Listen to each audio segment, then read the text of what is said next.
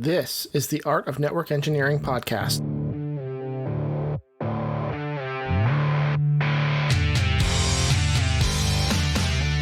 this podcast, we'll explore tools, technologies, and talented people. We aim to bring you information to expand your skill sets and toolbox and share the stories of fellow network engineers.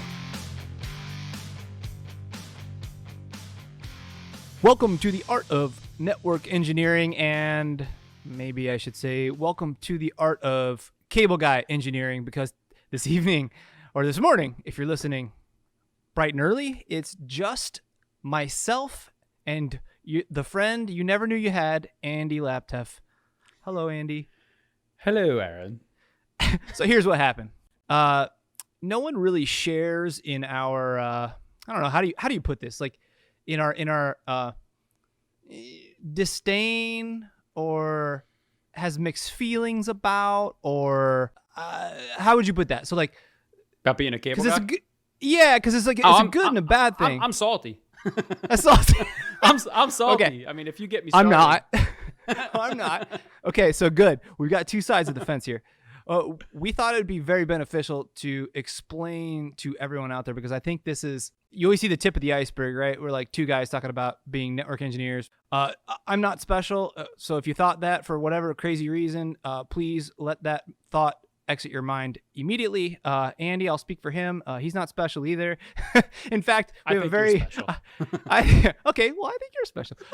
But we have a very similar path, because we were both cable guys at one point, which I don't think it's a typical route. And the reason why I say that is because I know the people that I worked with at the time, and I know where they kind of ended up. And to be honest with you, most of them didn't really last in the job for more than 6 months to a year, right? Would you say that's like a typical thing? Believe it or not, where I was working, there's people there a really long time and they're still there. Okay, so that's the opposite. So Yeah. I will say that there are what I call lifers there, and talking about, dude, I worked with a guy. This is going to be the craziest thing you've ever heard.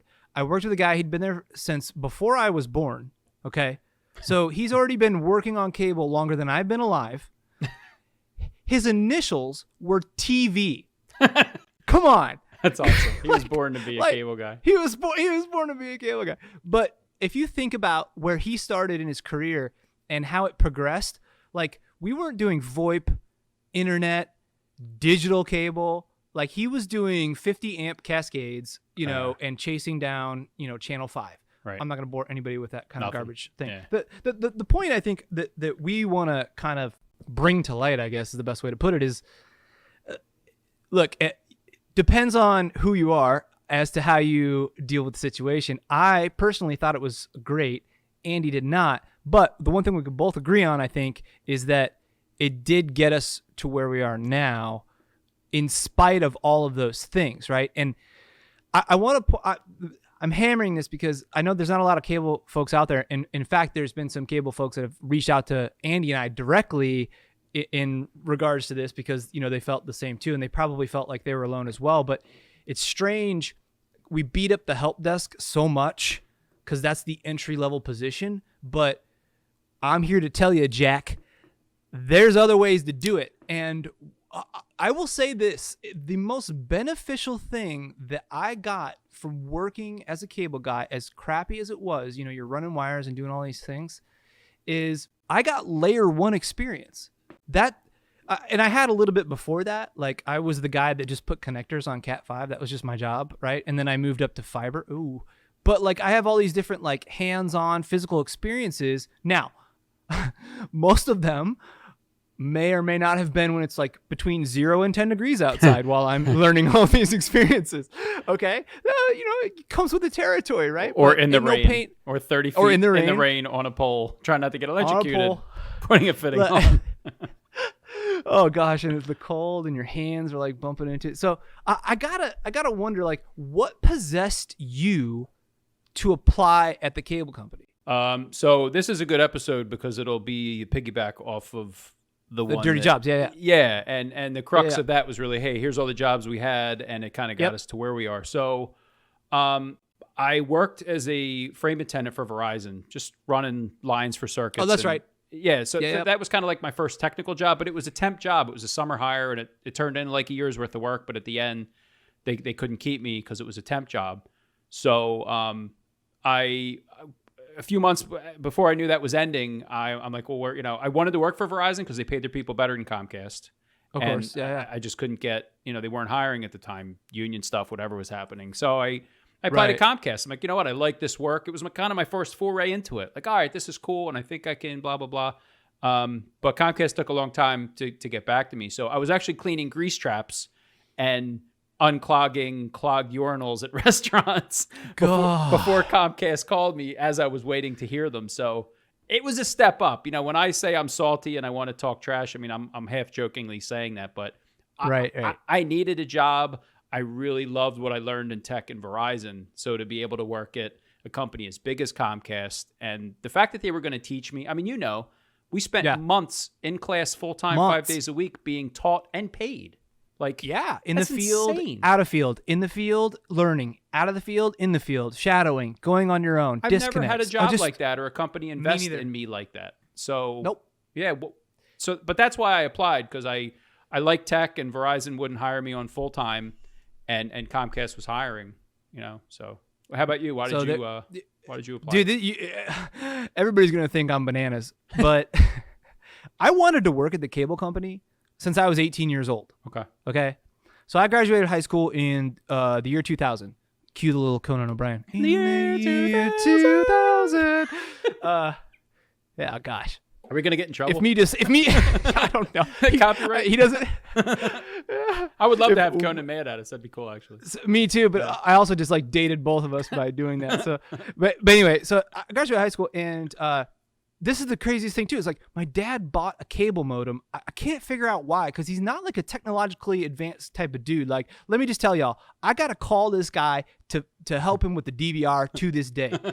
Like, I was FaceTiming with the dude, and he was on mute for like 10 minutes straight trying to talk to me, and all I could see was his lips moving. I'm just trying to put that out there so you could get a better feel of who this guy is. Poor guy. So we get a cable modem.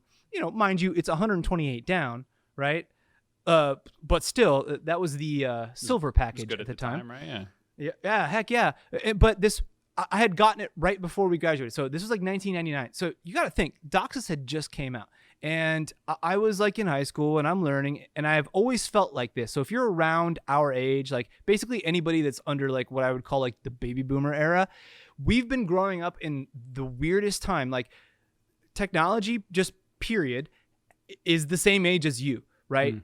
And keep that in mind, because it's still super young right now. So if you think that it's too late to get into it, you are absolutely wrong. It's still a baby. Like, just think about that. It's still a baby. Now is the time to do it. Anyway, soapbox.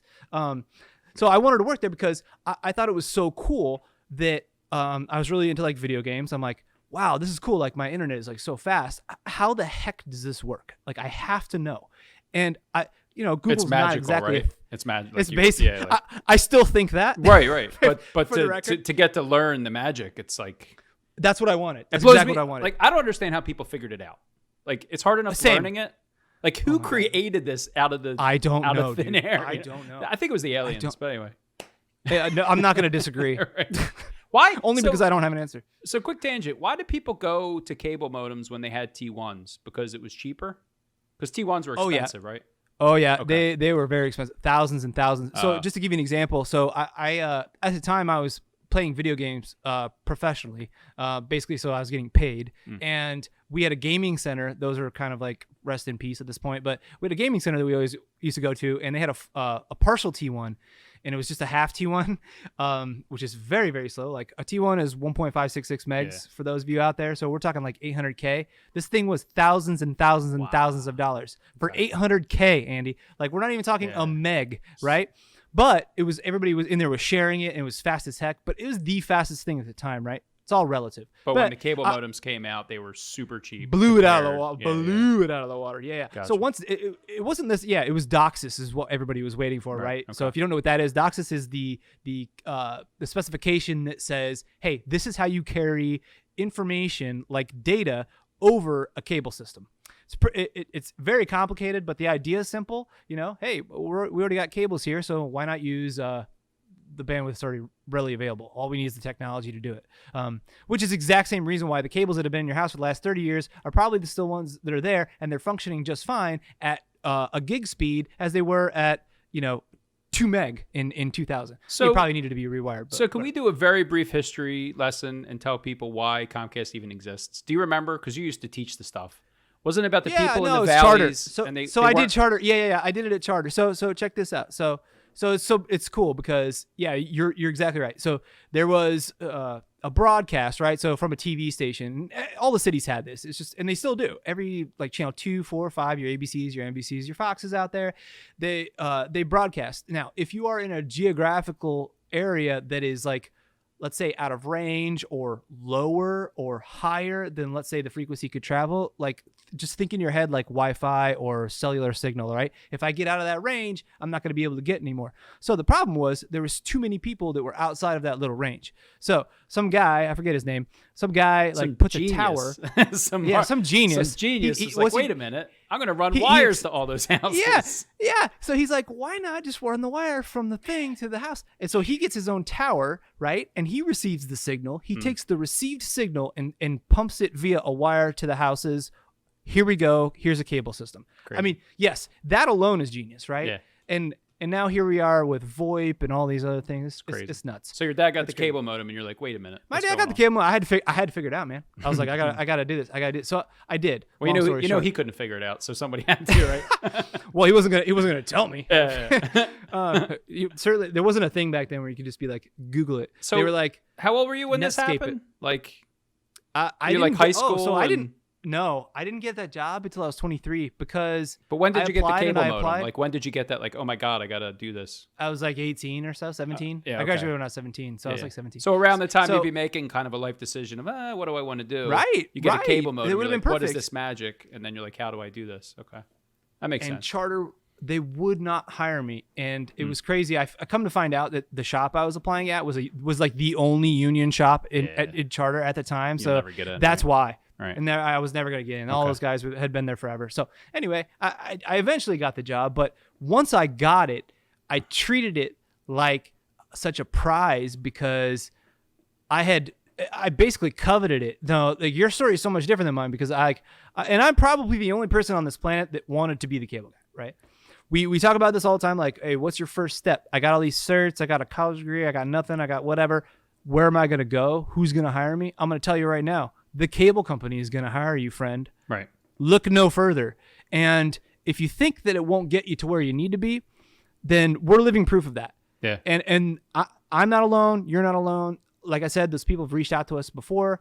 I'm just throwing it out there as a suggestion. You know, if you think that there's no other alternative, and we often talk about like the two different paths, I'm just here to say that like I had a really good experience. It taught me a lot of things, if not anything, how to manage my time by myself, be autonomous. I learned the city like the back of my hand. I got to meet a ton of cool people. Like, I mean, you're interacting with people all day, every day. And this is me working at businesses and residential.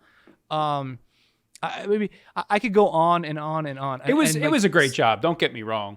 But I think part of the reason why I always felt like, oh man, I'm a cable guy is because, and again, we talked about this in the last episode, I think, but my mom could have got me a job at Bell Telephone when I was 18, graduating college as a lineman, starting at $50,000 a year. Oh man. Yeah. And that's money. At 18. And I said no, because I got to go to college, because all my life people have been telling me how smart I am and how important it is to go to college, because nobody in my family had ever gone to college, and I was going to be the one. So I went to college. Now, it was not a great years later, I wind up being a cable guy. But all the time I think in the back of my head, I'm like, I could have done this 10 years ago at Bell. Yeah. And I didn't. Got it over with. Here I am, I'm 30 doing it. I could have been 18. So it was more just, I think, my own decisions in life on why didn't I do this earlier? Why didn't I do what you did, right? Like, why didn't I get out of high school and get a good job at a telco? So it was a great experience. Everything you just said, though, like, the time management, the tech, the people. It was such a good job. And everybody does say where to start, and help desk, dude, a cable guy would be a great spot. Think about it. It's a good job. Because because here's why I'm gonna suggest it. I'm just gonna give a few little pointers, because if you're thinking that, I don't want to climb a telephone pole, look, no one does. Okay. You got to do the things other people don't want to do, right? Like that you do. Do you want to carry a ladder through 3 feet of snow to the pole? Let's just say that if you try to tell someone you went back there and there's no footprints, you're gonna get in trouble. We've all been guilty of that.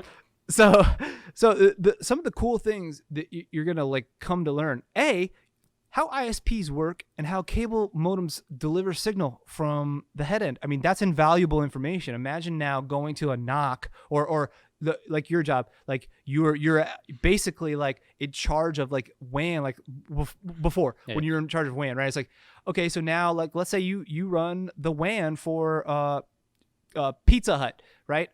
I've got 60,000 Pizza Huts out there, and I've got a cable modem at each one of those. But you know how it's delivered, and you understand those things, right? Yeah.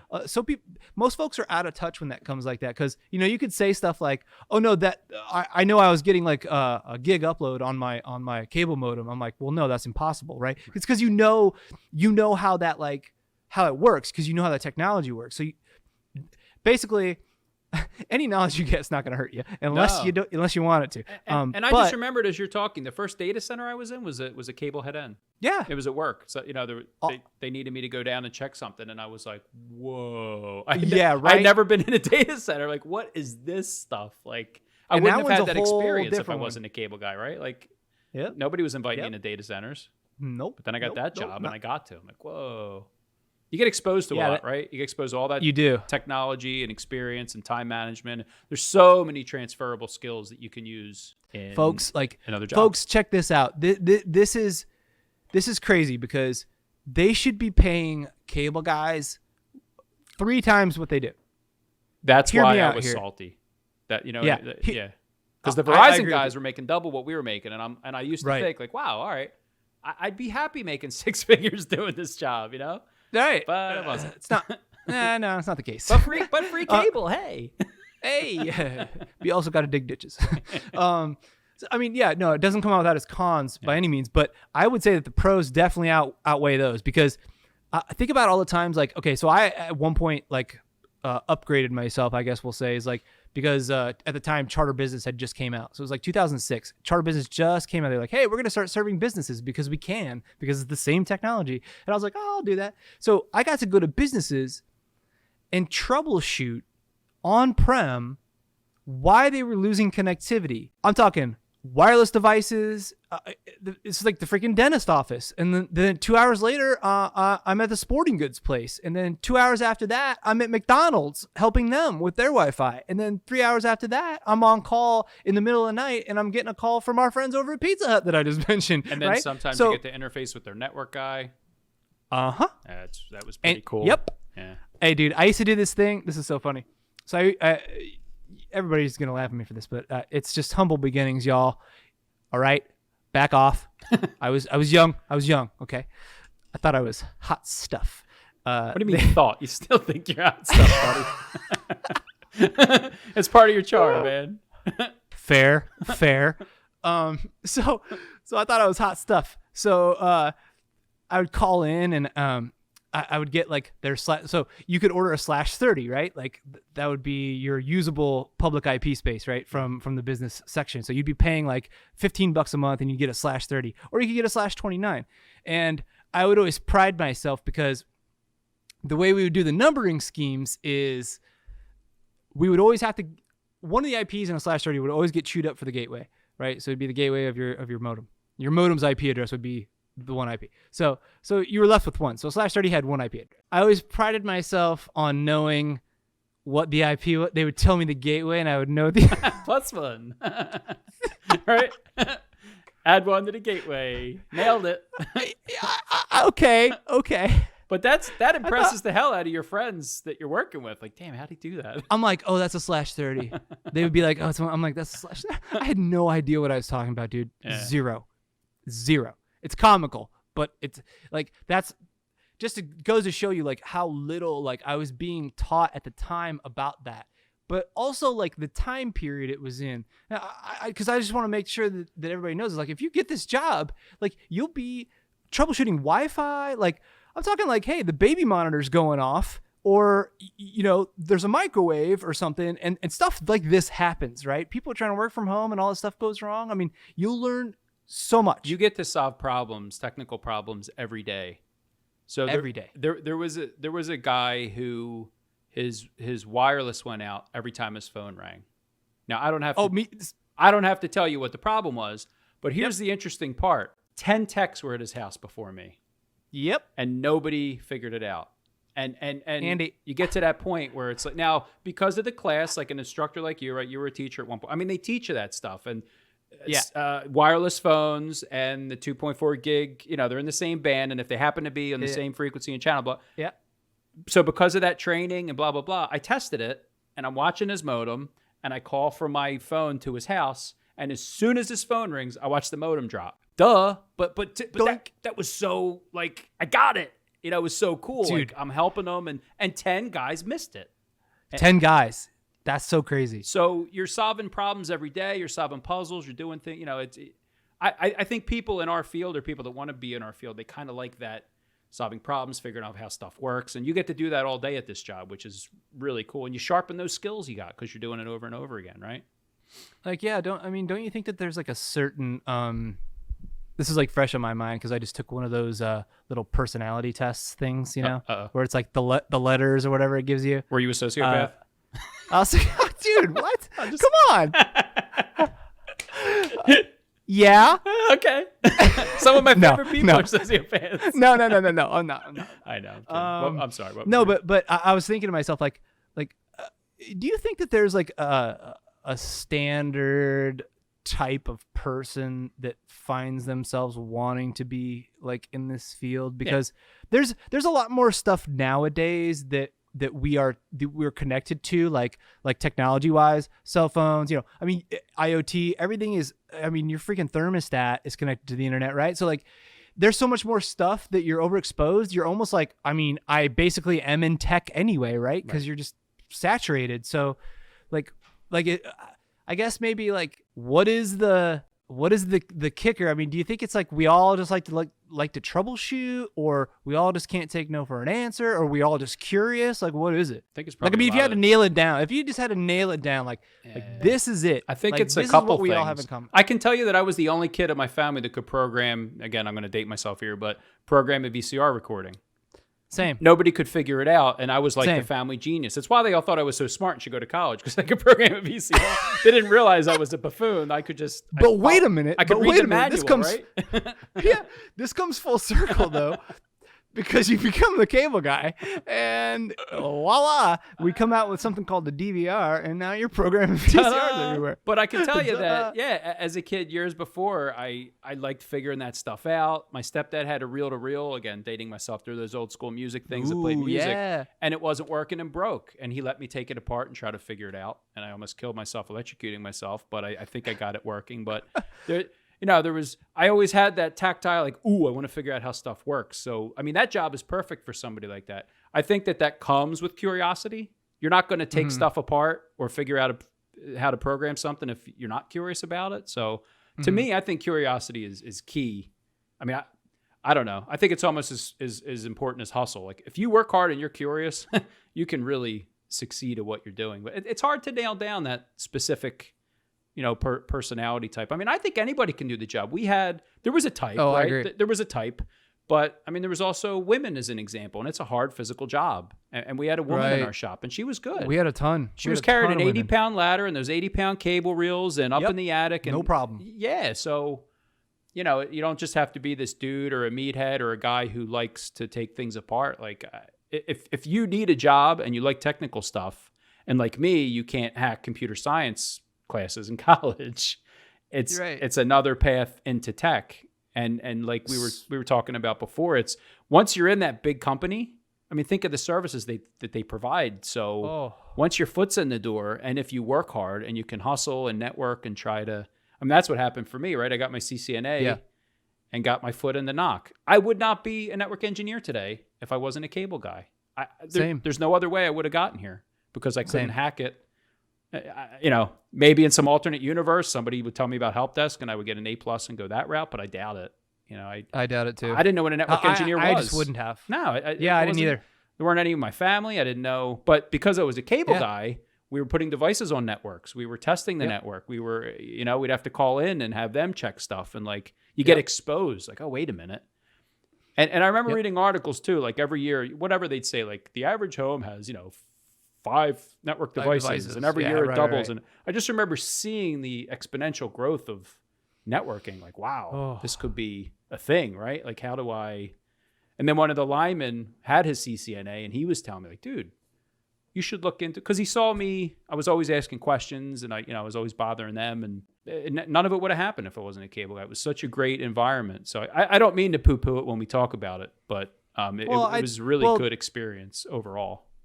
Yeah, I think, just in general, I obviously would recommend it because I had a different experience, but you opened up a whole nother part of it. We've talked about this on previous episodes. Like, I always use the term total compensation. Like, let's just call it what it is. You get free cable, folks. Okay, it's like $300 a month of services. Yeah, I mean, if you like that, yeah. I don't know if they still do that. I assume they do, but if they do, there you go. It was a nice benefit. Here's free cable. It's a huge benefit. You got especially health. with the internet. You got 401k. Think about that. You got vacation. Health, I mean, tuition reimbursement. Yeah.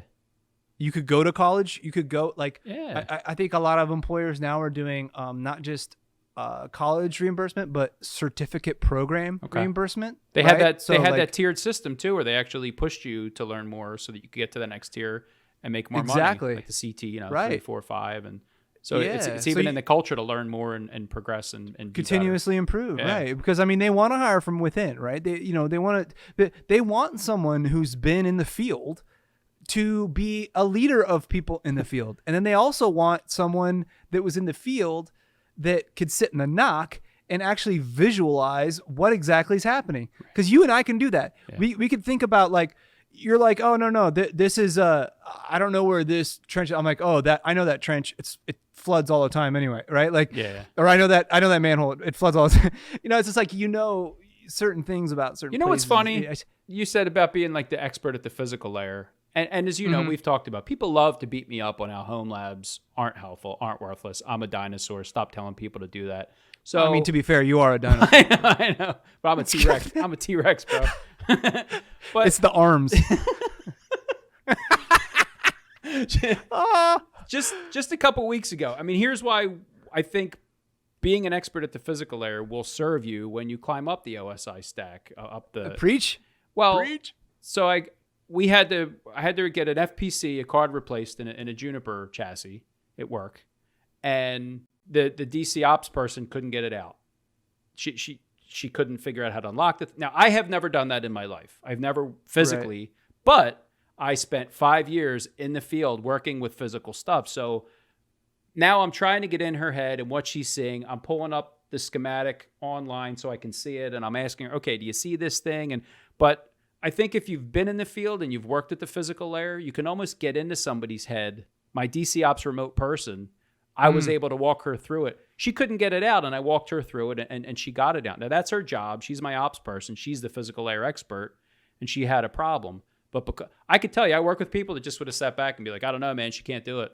Oh, yes. A field guy, like, yo, give me a hammer. Come on, we'll get it open. You know what I mean? Like, I know, yeah, because it's like, it's got to get done. Yeah, I think it's a can-do attitude, and let's put our heads together.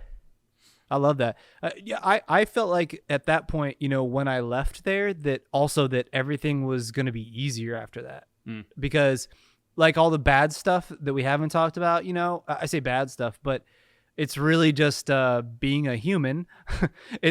You got to deal with the elements. You're outside. Look, folks, tons of people work outside. There's nothing wrong with it. You aren't any less of a person because you do so.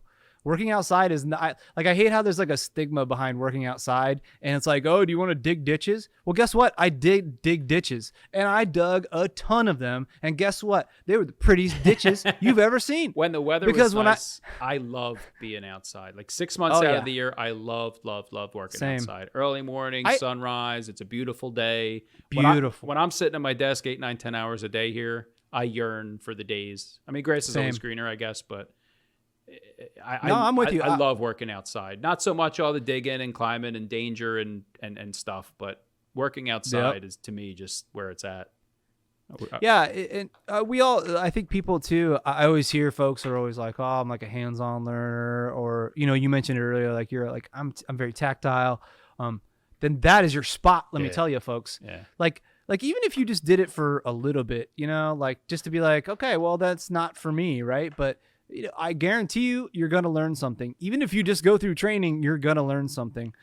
The one thing too is that there's so many people that go in there, and like I was saying, that my experience was that the people just didn't really last because I just didn't think they liked it, right? They didn't get it. And when you get good at something, it gets really easy, right? Yeah. Like, so once you learn how frequencies behave and how things affect them and how attenuation works and things like that, it's like the sky's the limit. You now can solve science, right? Like you're a freaking scientist.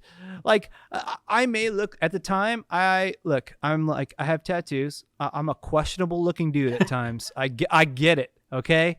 And I worked in downtown St. Louis, and I kind of a sketchier area for as crime rates go. And look, I'm not immune to being harassed or even being stood up like give me your money type stuff. Oh, like, wow, really? That stuff Yeah, that stuff happens, man. But you know what? I still wouldn't trade it because I learned from all that. Like, to me, that's customer service. I was just going to say money. That. You know how you hear it Yes, all the sir. time, like how soft skills are so important? Yeah. And all these network, like they always want you to be able to have soft skills and be able to work on a team. Nobody wants the super smart guy with all the certs who's a tool. Oh, agreed. Agreed. So working with 7 to 8 customers a day, every day for years as a cable guy, you get Right. really good at. I mean, you're not going to last long if you're giving every customer a hard time and they're calling and complaining about you, right? Like, so it really, really honed my soft skills and dealing with irate people, and Oh yeah. it's very Irate. valuable. Yeah. Gosh, let me tell you something. I'd be irate, Folks. man. 10 people came out, Same. can't fix my internet. Like, come on, guys. You know what I mean? I'd be pissed, and I'd empathize with them. I would too. Like, Yeah. and anytime somebody yelled at me, I completely empathize. Like, I never yelled back. I got it. I was like, I would be so heated right now too. Like, now I wouldn't be yelling at me. But like, yeah, that's a big deal. Like, that's happened quite a few times to me. It's like, yeah, every time. I mean, that's happened to me, and it wasn't justified. And it's actually happened to me before, and I was a little weirded out because I was like, what is going on here? It caught me off guard, almost like I was being punked. Yeah. Like, remember that show Punked Yeah, with yeah. Ashton Kutcher? I thought that was happening to me. I was like, whoa, what's going on here? But yeah, I mean, like, soft skills. Think about this. You're trying to help an old lady, like, figure out how to program a show on a DVR. Those poor old Like, ladies. you might think. I'm not trying to pick on old ladies, No, but you but- might think that like that is like who would want to do that? But like, let me just tell you, when you can get her to figure out how to click on Lifetime and record that movie, and the light bulb goes off, you might as well be teaching someone what OSPF areas are, right? And then watching their light bulb. It's the same thing. Yeah. I mean, it really is. But to your point, you're talking to all walks of life, and you're going into their house. It's one of the strangest things that you'll ever do. You go into someone's house, you're standing in their living room, in their safe spot, in their zone with all their stuff, and you're supposed to just like play it cool, right? Because look, folks, don't expose yourself right now, but some of y'all have some weird stuff in your house. Like, and I know who you are, and you're not hiding, okay? You got some weird stuff, okay? You're not normal. You got some weird stuff. Are we going to tell any embarrassing cable guy stories, or is that Go not for it, within bro. scope? If you got one, go for it. Because I have several. Yeah, I don't know if I want to. No, by all means. I guess we could. Like, I guess we could cut it out if it doesn't. Look, I've screwed some stuff up in the past. Like, I'll tell you a story that we used to tell all the time. I don't know if it's true or not, but it was like almost like an old wives' tale that got just like passed down through the cable guy generations. And this is, I hope PETA's not listening. That's not the intent of this, but no. So here's what happened. So basically, the point of the story is that you are not supposed to do any work on somebody's house if they're not home. I mean, that makes sense, right? Like, hey, can I do this? Can I do that? Plus, I'm not responsible for anything you got going on in your house because if something breaks, I don't want to be responsible for that. So what happened is customer leaves. This happened to you all the time. You still broke the rules. I did it all the time. They'd be like, hey, I'm just going to run to the store. I'll be back in like 10 minutes. Right. You're like, you're on the ladder, like running the job. You're like, okay, Right. I guess I'll stay. But So apparently, a guy is going to drill from the outside in into the house. Very typical thing. So he goes inside, checks out where he's going to do it. It's the type of sighting where you go from the outside in. Sometimes you go inside out. Just depends. So he goes from the outside in, and he's drilling, and he can't break through. Finally gets through, pulls his drill bit out, and it's covered in blood. Oh, no. Yeah. So this is not the problem. This is why it's weird. This is not the problem. So here's what actually happened. So this cat was obviously in the house. The cat was in heat, right? So it's like trying to mate. And when the cat was in heat, it heard the vibrations, felt it, went over to the wall and pushed up against the wall. So the dude drills into the cat, right? This Goes is an inside. Awful story. Does this have a happy ending? Absolutely not. So doesn't sound like it does. Oh my hold God. Hold on. My story was just I used somebody's bathroom without asking. Dude, you went to the dark side, man. Come on, man. I used to do that all the time. No, so he goes in, sees the cat. Oh, what? Oh, no. Okay, the first thing you should probably do in this scenario is wait for the owner to get home, be like, hey, I killed Fluffy. I'm sorry. Here's the problem. The dude put it under the couch and left. Oh, no. Yeah. Wow. So the biggest problem is that they didn't find out until it started smelling, and they were like, what the heck? And yeah, lo and behold, dead cat under the couch. So no happy ending, but the point of the story is, A, if you're a person, don't leave the cable guy there alone. Yeah, that's for sure. B, if you're the cable guy, don't do anything without the owner there. You've been warned. Oh my God. So yeah, now again, I don't know if that's true or not, and because again, the moral of the story is like, don't do stuff when somebody's not there. Which was is this just something they told you guys to scare you so that you didn't work in empty houses? Probably. I hope so. I feel bad for the kid. I do too, because guess what? I still did it. I still worked in houses. No, I didn't kill any cats, but like, I mean, you used to see some weird stuff, right? I mean, like that's part of the job. I think that was cool. I thought that was the cool part about it. It's like same with like help desks, like. There's all these shows on TV that's like Emergency 911. Remember all those shows? Yeah. They still do them. It's like it's just reality TV of like people at work.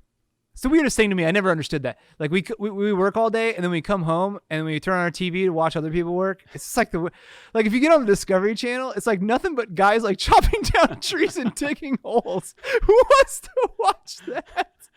What? What are you doing? You're watching this guy sweat his ass off. Is that fun for you? Like you had your office job. You just sat there drinking lattes all day, and you go sit on the couch to watch some lumberjack chop down trees and almost lose a limb at your expense, just so you can laugh at it. Like, come on, man. Here's something people don't think about. You're working on the road 9 hours a day, right? Yeah. Where do you go to the bathroom? You're drinking coffee all day. So here's my very quick story that we might cut because it might not be any good. But as you were talking about working in the Badlands, I was working on the main line out here where all the executives lived, like Steve Burke, the NBC. Like, oh God, yeah. I've been in his house, right? So I was out with it's just the system I was in. So I'm in this, God knows, 10, 20, $50 million house. I have no idea, but I'm running my route and I'm there. I worked in the places where you would knock on the door and the servants would answer. There'd be like there'd be like a staff of 4 or 5 people there. Just some people are cooking, some people are cleaning, some people are like working on the pool or whatever. So anyway, I get there and there's nobody to talk to, and they're just like, "Oh yeah, thing doesn't work," and which is tough, right? Because you're there and you'd like the customers having the problem to walk you and show you and like what exactly is going on because you're trying to diagnose. I just got something on my ticket. I'm like, all right, I got to go check it out. So I'm like, I'm 20 minutes into the job and man, my stomach starts rumbling. I'm like, ooh, like so. Hold on. Were you just sitting there and it just went? Boom. Yeah, it was there was like some gurgling, man, and it wasn't like the butler's like, dude, are you okay?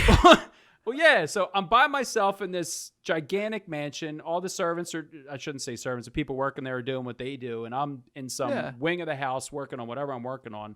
Wing. And the gurgle happens. That's like, dude, I got 30 seconds to get somewhere. You know what I mean? Like a bad gurgle. Now, I got a choice. I can go find all these people who work there and ask if I can use their bathroom, which is what you're supposed to do.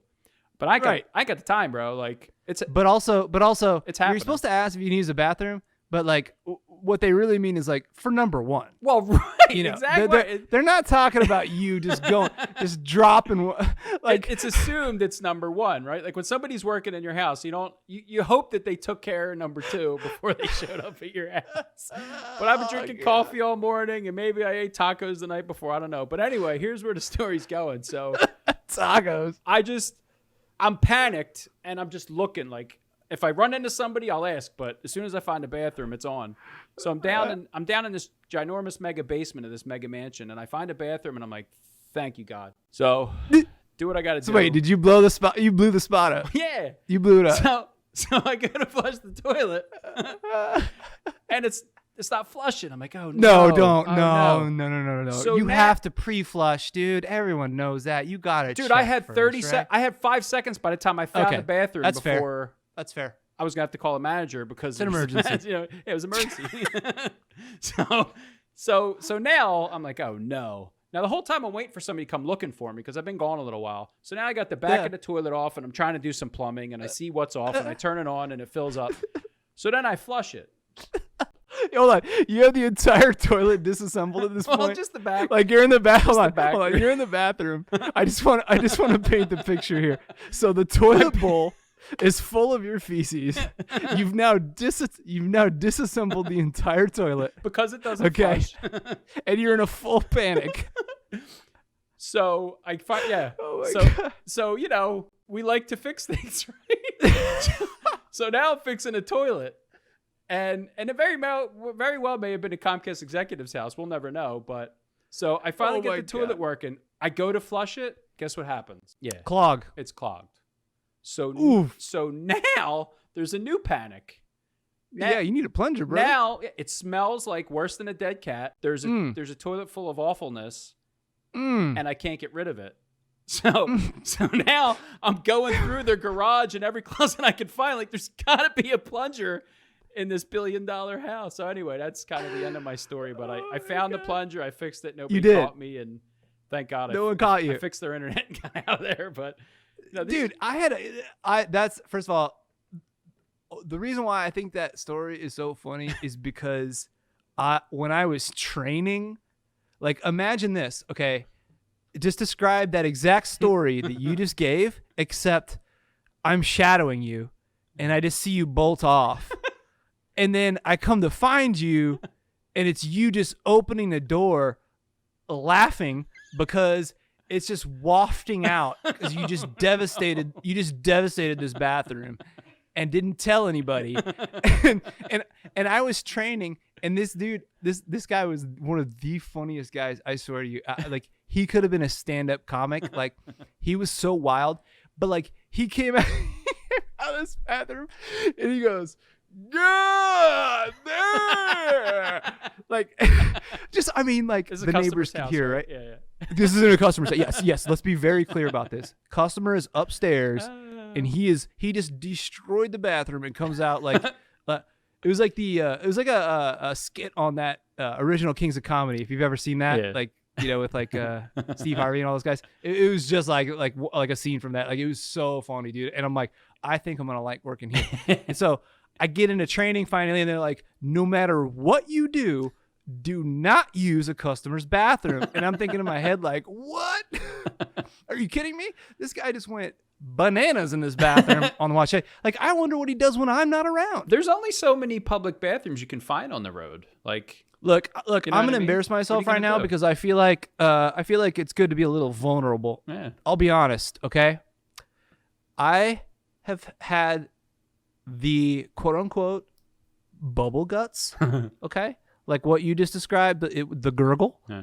I don't know if it has an actual term. I think it's called like uh-oh. Exactly. Oh God.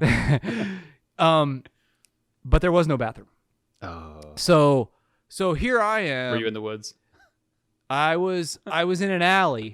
Oh no. And I was putting I had my van parked in the alley. So I was like blocking the alley and I was putting my ladder up on the pole and it hit me. And I had 30 seconds. Okay. Okay. Look. I love that this episode has devolved into the poop show. Hold on. Because what I'm going to say, I know exactly where they got the phrase "when nature calls." Folks, this is what happens when you get two cable guys together talking about their cable life. Yeah. It turns into poop. But it's fun. Yeah. Look at all these stories we have, right? Great. Look, I had to go and I had to figure it out. And let's just say that you might as well call me MacGyver at this point because I got it done. I got it figured out. But you want to hear some even weirder stuff? Did you go in the alley? I did. Behind your truck? I did. I sure did. And I lived to tell about it. I am right here in front of you talking about it. I'm still here. It's the first time I think I've told anybody that. But here's what's scary about that. Like, this story is actually scary. The closest bathroom to me was actually 2 blocks away. It was at a gas station. Again, a very, very I'll call it a desolate part of town, because if you've ever been to St. Louis, it's kind of a weird city because the city itself has a lot of just empty city blocks, and then they'll have like condemned buildings, and then they'll have like brand new houses, and then it's just it's very spaced out. It's weird how it looks. Like Detroit's a very similar city. So the nearest place that was like somewhat habitable for me to go to was 2 blocks away. As I was quote unquote doing the dirty, I hear all these choppers, like, again, not uncommon, you know, it's like it's the cops, right? They fly overhead, tons of sirens. So I leave there and I'm driving and it's blocked. All the streets are blocked. So I'm like, what the heck? I get to the next spot and I'm like, what's going on down the street? And the lady's like, you didn't hear? 3 guys shot a cop at the gas station. Oh, damn. The cop was going to the bathroom right where I would have been. Wow. 3 guys shot this cop, drove off. I mean, the cop died. They drove off. I don't know if they ever caught him or whatever. But like boom, heart drop. Yeah. Like that, because if I, like, it's an embarrassing story, like me like defecating in the alley. But like that was, listen to me when I say, like, that's where I was gonna go. Yeah. Wow. That bathroom, that scares the hell out of me to this day. Yeah. That's intense. Right. So which is why I always forget about the first part of the story. Like, Aaron, you were taking a crap in the alley, but I'm like, hey, at least I didn't die. Okay. You know what else I was just thinking too? I'll try to pull us away from poop. So another skill I learned there was sales, because they had this program where I forget what we were upselling, but like HBO. They had different things, I guess, right? It was like HBO, and then I don't know, it might be like another set-top box, but whatever, you get like $15 for upselling. It was a lot of money. Yeah, like it added up, and I'll tell you what, dude, I sold the heck out of those services that year or two when they enacted that program. I'm like, hey, let's bump it up. So it's strange you mentioned that because look at sales. Okay, so salespeople always want to be in the best situation. Like, how do I approach this person? How do I do this? How do I do that? How do I like cold call? What's the best opening line? Like, how do I warm up to somebody? How do you speak to that? So what you just described is very, very strange, because you're going there, and every time we showed up, there was a problem, because we don't go anywhere unless there's a problem. Right. So this is important, because you went there. The whole reason you were there is because something was wrong, and you were there to fix it. So they were default, unhappy. exactly what I'm getting at. Yeah. So they were like, man. So somehow at the end of the service call, you're upselling. I got them to spend more money. You got them to spend more money. This is genius. It's not like you're extorting them. It's not like you were like, hey, next time get cable maintenance. Remember that? It was like a plan you could buy for like $10 a month. So if I came to your house. Yep. Yeah. So it's like, okay, that's a whole nother thing. Like, hey, I could rewire your house, or you could just pay this $10 a month and then just get it, But they were thrilled at the end of that sale. They got HBO for half price for 6 months, and they were thrilled. They called pissed, and I fixed their problem, and then they got half price HBO for 6 months, and then I got a couple bucks. So there seems to be an endless array of skills that you can learn, develop, as a cable guy. I guess we shouldn't go on too long without saying, so like, I think I've told my story enough times where, cable guy, CCNA knock, and then, I got my job here. So like, how did you Like, where would you be if you hadn't been a cable guy? Do you think that it helped you get to where you were? Let's take that help desk analogy. Like, this was our foray into tech. Dude, how did you leverage it to where you are? I don't know where I would be if I'm gonna play like the alternate universe path, right? Like it just made, I always talk about like the decision points in the day. If I would have zigged when I wanted to zag, just at one point, like right there, especially, dude, I do not know. Right. Because what happened to me when I got that job is I enjoyed it, and I realized that you can be happy at work. Because up until that point, I just had crap jobs like, you guys were talking about on the last episode. It's like, we've all had those, right? So I just thought that was the way it was, right? Like, you were 65 and you retire, and you just deal with that crap for your whole life, you know? It is what it is. Right.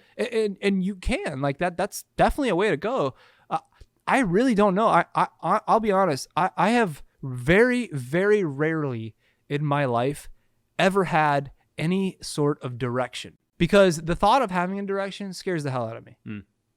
So like when we were doing our goals episode, and I always come on, I'm like the dark horse or whatever. Well, that's part of my personality, number one, but number two, like, it's true. I don't really, because I don't get excited when I complete things. I don't get happy when I complete things. Like, I don't get like a sense of relief when I complete things. I don't have any of that. Like, that, it just doesn't happen to me. It's the human condition, I think, a little bit. We're always striving for something, and we get it, and it's like, that was it.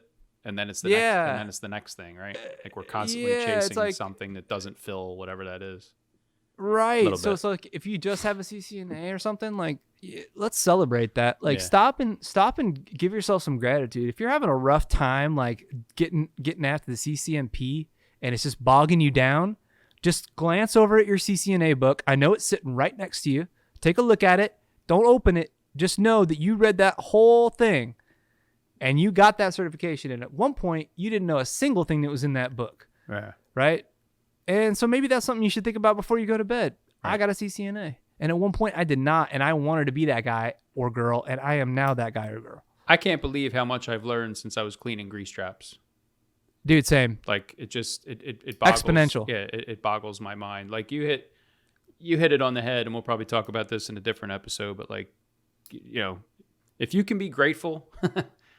You will have a good life. You can have oh my gosh. You can have a crappy job and be behind on your bills, but if you're alive and you're not sick and you have loved ones and blah blah blah blah blah. I know it sounds kind of like cheesy or sappy or whatever, but it's not cheesy. There's a problem. I was a happy cable guy for a long time. It was the best job I had to date, and I was making a good living, and I was able to buy stuff, and I was proud of of what I did. You know what I mean? I was helping people every day, and I took pride in that. I love that people couldn't solve stuff, and I go out and find it. And I give people my cell number. Like, there's people that were mad, and I'm the 10th guy out. I'm like, listen, you have my word. I'm going to fix it. And if I miss it, you have my number. Give me a call. I'll be back. And that kind of seemed to... But they're just all those little things that you learn. Like, how am I going to be good at this? But gratitude, I don't know. You just said gratitude, and you caught my attention. No, I did. And honestly, I could go on for hours about gratitude, because like I'm guilty of it too, right? And look, guys, here's something that I want to explain to you. Before I got that job at the cable company, because they wouldn't hire me, I was 20. I was 19 and 20. I wasn't even able to drink yet. I was doing layer 1 type stuff, so I was running cables in hospitals, like Cat 5 cables, because guess what, folks? At one point, Cat 5 wasn't everywhere. So I was like running these cables. And at the time I was traveling, I was only 19 and 20, and I was working with one other guy, and he's a very old school cat. Something that like toxic masculinity comes into play here. And I think that's a huge problem, because I'm guilty of it myself. And basically, I felt like I wasn't cutting it. I was exhausted. I was working like 20 hours a day. Like, I'm not joking, 20. Yeah. And that means all night. And I'm climbing up and down this ladder on these cables, and I was so exhausted. And I thought basically that was my life. And I was like, this sucks. And, when all that kind of hits you, like, sometimes you just break. Yeah. And I broke. I went into a small corner of the hospital and again, this is gonna date me. There was a bank of telephones, payphones there. There's like 3 or 4 telephones there in a bank. That's what they call it, folks. Okay. They call it a telephone bank. It's a bank of phones when there's more than one of them. Okay. There's young listeners who don't know what a telephone is. You whippersnappers. Like, what do you mean? An iPhone? Is that what you mean? You ever dialed 10-10-3-2-1 to have your mom come pick you up from detention? Okay. So I go to this like little dark corner of the hospital. Nobody was there. I pick up the telephone. I call 1-800-COLLECT, the only phone number that I can remember, which is my parents. My mom answered, and I cried for probably 15 minutes. Why? No idea. But what I will say, it's okay to do that. Yeah. I was preventing myself from feeling that, from like letting it out, all of that. And it was powerful because like you have to, okay? You have to listen to like what's happening up top. Like we're so logical in this business. Like everything is 1 or a 0, right? It's a lot. That's why we like it so much, is because we can follow the rules and science tells us the way things are. But there are things that are happening in your life and in your head that you can't control. And so you have to be a part of that too. And just make sure that if you're feeling something, you let it out, talk to someone, do what you got to do. Guys are especially. We're going to save a lot of that for I think we're going to have to have an intense conversation about that. But I just want to kind of. We got a really good episode. Put that out there. On that one. I think guys are guilty of that too, right? Because like 100%. I don't know about you. It's like, man up, be a man. Like there was a lot of that stuff growing up, and you're just supposed. Yeah, it sucks. It's kind of some socialization, I guess. But like just suck it up, swallow hard, do what you got to do, be a man, and dude, that all builds up, and it doesn't really make you a great person. No, it doesn't. No. It really doesn't. In fact, it does the opposite. Yeah, right. Exactly. You can't bottle all that crap up. You calling home and getting that crap out was a pressure relief valve. If you hadn't have done that, because you were in an awful situation. You were working like a dog, and it was terrible. And it's probably not exactly how you saw your life playing out at the time. No. But when you think about it, like, okay, so we talk about imposter syndrome all the time, right? But it's like, don't you get imposter syndrome when you're sad about that? Here I am sad that I have the opportunity to make so much money when so many people don't have that opportunity. Right. How dare I have the right to be sad, right? But it's okay, dude. Everybody is different, and that's okay. You cannot compare yourself to somebody else, right? Yeah. Like look at celebrities and stuff. Like they have a hard time, right? We just don't know what they're going through. So look, if you get anything from this, get these 2 things. I'm somehow gonna narrow this down to 2. He's gonna do the magic. I'm just gonna make a list. No, I'm not gonna narrow it down to a certain number. I'm just gonna make a list. Number 1, it's totally cool to cry, and you heard that from me. And so if you want to even message me or say that, hey man, I'm glad you said that, I appreciate it, or I was waiting for someone to say it was cool to cry, or if I just look like the type of cat that just never does that, guess what, you're wrong. I do. Number 2, please, by all means, be a cable guy or gal. It'll be worth it, I promise. Listen to the cool stories we have. And I was not in the field for that long. I mean, maybe 5 years total. That's a long time. So that's a long time. Yeah, I paid my dues. You paid your dues. But you're good. I paid my dues. And then the last thing that popped into my head was just don't crap in a stranger's house without flushing the toilet first. If you do, make sure the toilet works, man. Is that considered a courtesy flush, like to yourself? Like it's a courtesy. Like I'm checking beforehand.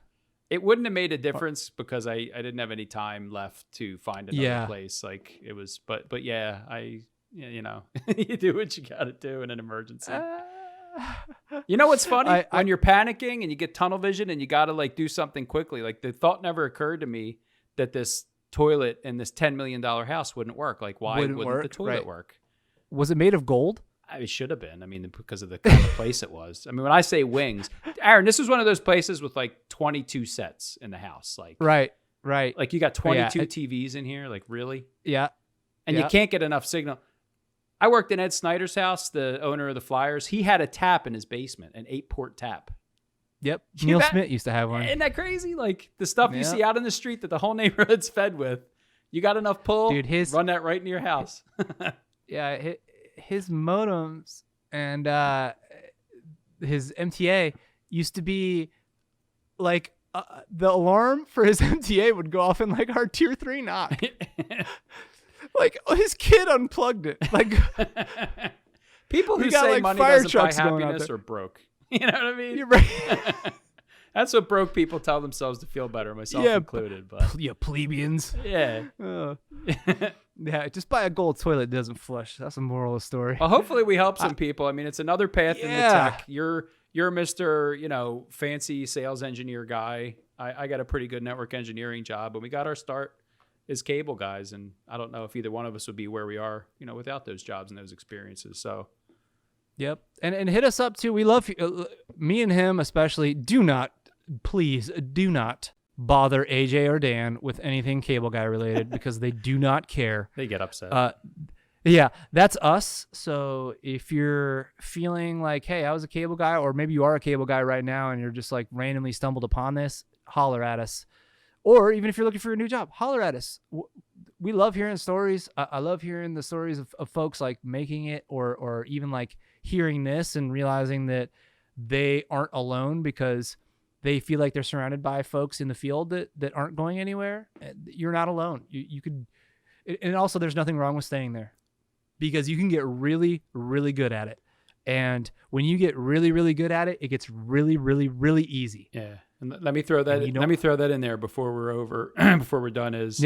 Everybody I was surrounded with the exception of the two people that I mentioned, the lineman and the guy who was going for a CCNA. Every single one of my peers told me I was wasting my time studying for the CCNA. It wasn't going to amount to anything, and I'm never going to be a network engineer. Every one of those people are still there, climbing ladders, pulling cable, and I'm running stuff at a pretty big global company. So, you gotta. I mean, that's why I love this community. It's why I love this podcast, the Discord server. Like, Yep. you can be surrounded by people who don't believe in your vision or believe that you can make it. Just because they can't make a change in their life, Boom. they are not going to endorse. project. Yeah, they're not going to endorse you going to do that. And I really They wish. project. Yeah, I really wish this community and this podcast and you guys were around at the time because I was surrounded by people who said you're wasting your time, and I just, Me too. I didn't know if I was, but I believe that there was a better life out there, and that I thought I could do it. So surround yourself with the right people. I guess what I'm trying to say. And if people are telling you can't do it, if you're a cable guy or you're whatever, and you want to get a CCNA, and you got people telling you can't, it's a waste of time. They told me that, and it wasn't. It was a lie. Mm-hmm.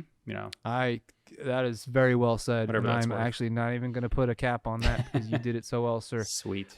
Thank you for listening to your two favorite cable guys, because we're my two favorite cable guys. I actually know a couple cable guys that are pretty cool. But thanks for listening to our rant. Hope you got something out of this. Please, if you haven't already, just hit the subscribe button. We got some cool stuff coming out for the rest of this year. Please stay tuned. We got some really cool guests. I'm going to be giving out, I think, me and Andy and the rest of the clan here, we're going to start giving out like a little bit more book recommendations, I feel like, because our Make It Stick recommendation is kind of going nuts right now, and for good reason. I mean, it's a great book. So I think we're going to try to do a little bit more. At least I will just kind of share what I'm reading if anyone's interested. And so we can all share in the collective mind. But thanks for listening to us, y'all. Later. See ya.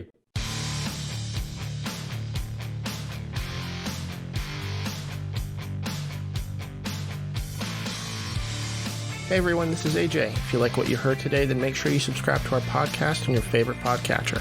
Smash that bell icon to get notified of all of our future episodes. Also, follow us on Twitter and Instagram. We are at Art of NetEng. That's Art of NETENG. You can also find us on the web at artofnetworkengineering.com, where we post all of our show notes. You can read blog articles from the co-hosts and guests, and also a lot more news and info from the networking world. Thanks for listening.